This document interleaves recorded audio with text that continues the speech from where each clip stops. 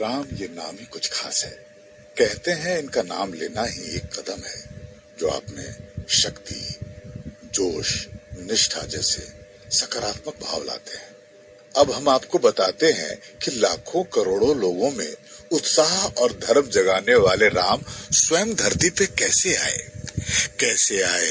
क्यों आए, कहाँ आए और ऐसे आए कि दुनिया में आज भी राम का नाम एक मापदंड है। चरित्र का, सत्य का, अच्छे कर्म का। अपने घर में बेटा सबको राम जैसा चाहिए या अपनी बेटी का पति यानी दामाद राम जैसा होना चाहिए। हे राम, तेरे नाम ने संसार को एक आदर्श मानक दिया है कि एक व्यक्ति कैसा होना चाहिए। चलिए चलते हैं वहां और समझते हैं राम कहाँ आए। अवध या अयोध्या नगरी, पीढ़ियों का महान इतिहास। सूर्यवंशी वंश में बड़े धुरंधर और यश कीर्ति पाने वाले विशेष महिमा वाला परिवार।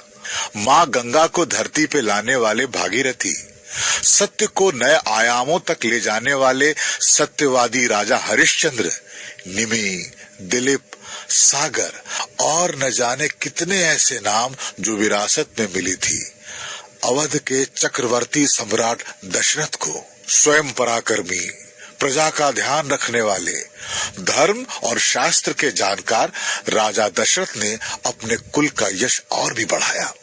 राज्य में किसी चीज की कमी न थी। प्रजा प्रसन्न और तृप्त।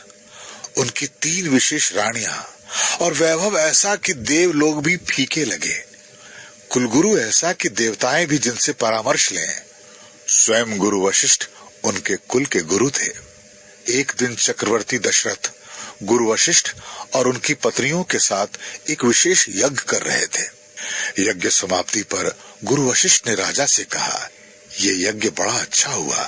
राजन, दान से पहले आप अपने कुल, राज्य या स्वयं के लिए कुछ कामना कीजिए, संकल्प कीजिए, वो सफल होगा।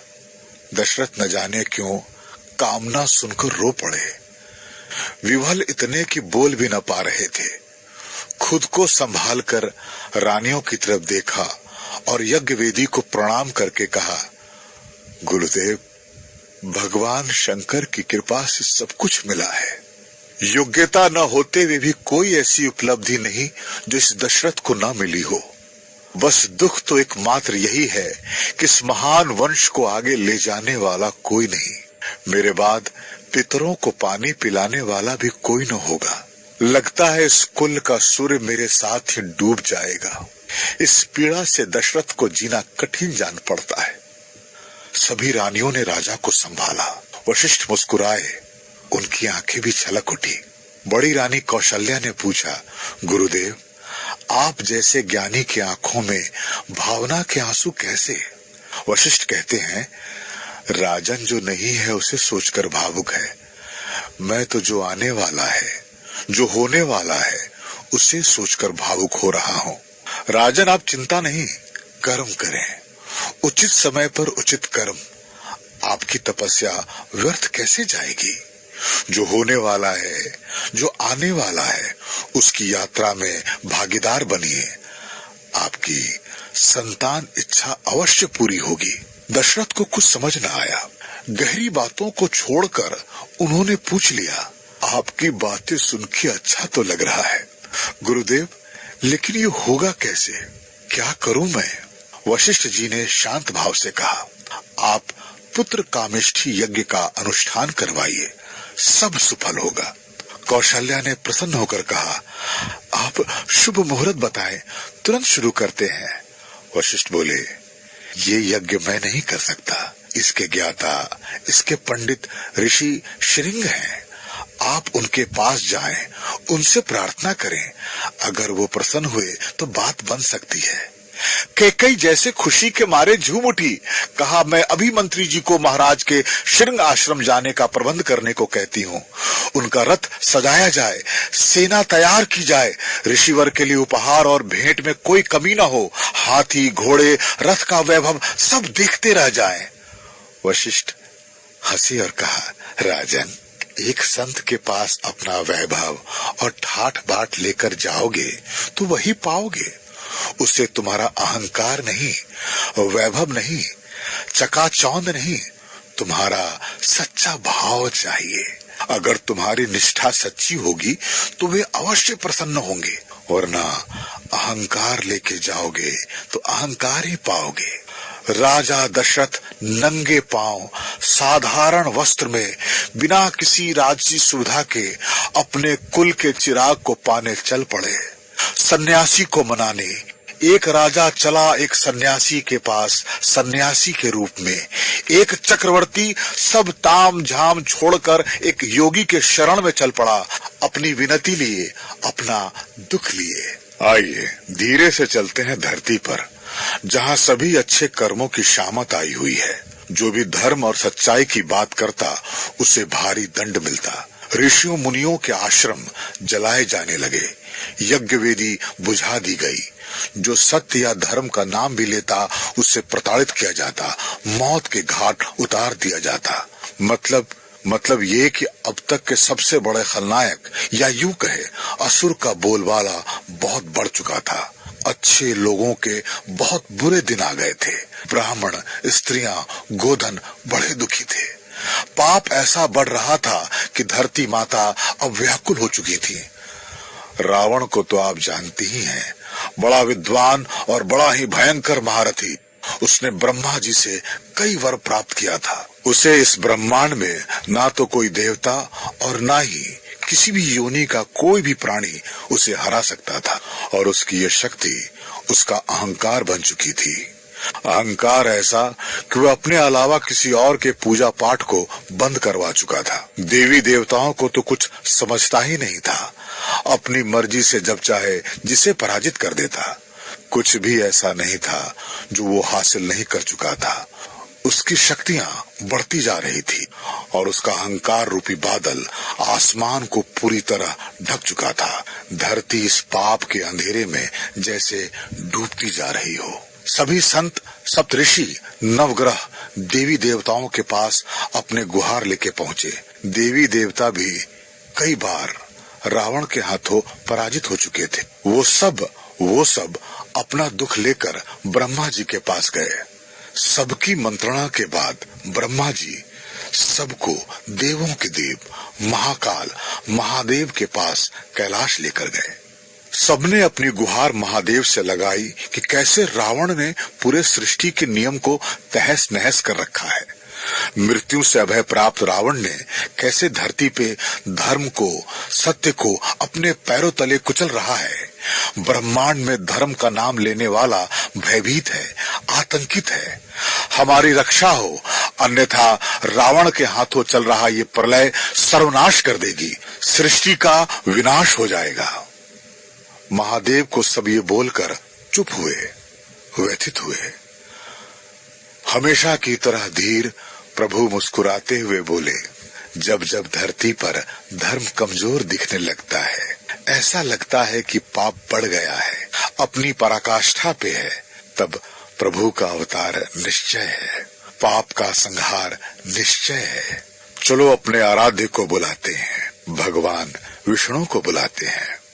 देवताओं ने कहा चलो वैकुंठ चलते हैं, किसी ने कहा क्षीर सागर, तो किसी ने कहा सुमेरु साकेत। एक देवता बोले, लेकिन प्रभु मिलेंगे कहाँ? कैसे पता चले कि वो हैं कहाँ? महादेव फिर मुस्कुराए, कहा प्रभु न यहाँ है न वहाँ है, प्रभु तो हर जगह है, सर्वव्यापी है। प्रेम से भाव से चलो उन्हें बुलाते हैं, वो यहीं आ जाएंगे। मैं भी तो सबकी तरह विष्णु भक्त हूँ, चलो मिलकर उन्हें याद करते हैं। नारद जी और सभी देवताओं ने नारायण की आराधना शुरू की। जैसे पूरा ब्रह्मांड झूम उठा नारायण की स्तुति में।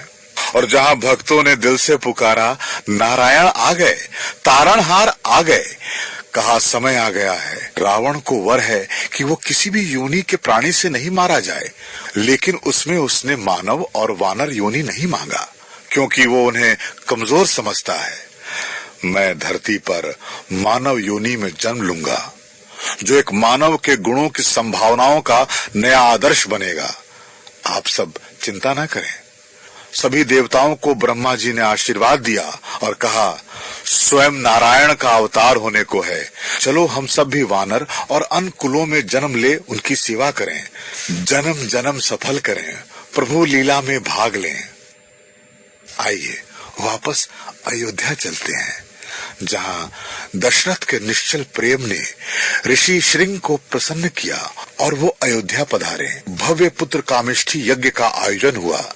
ऋषि ने अग्नि देवता का आह्वान किया। दशरथ और उनकी रानियों का निश्चल संकल्प सिद्ध हुआ। अग्निदेव की कृपा से यज्ञ प्रसाद प्रकट हुआ, एक प्याले खीर के रूप में। ऋषि ने प्रसाद दशरथ को दिया और उन्होंने अपनी रानियों को वशिष्ठ जी की आज्ञा से माता कौशल्या और माता केकई ने अपने अपने हिस्से में से एक एक भाग माता सुमित्रा को दिया। जैसे ही माताओं ने प्रसाद ग्रहण किया, तीनों लोकों में देवी देवता झूम उठे। नए उत्साह, नई उम्मीद और प्रभु का धरती पे अवतार अब हो गया। नौमी अधिक मास शीतल पवन, न दिन न रात, प्रभु राम का जन्म हुआ, श्री राम का जन्म हुआ।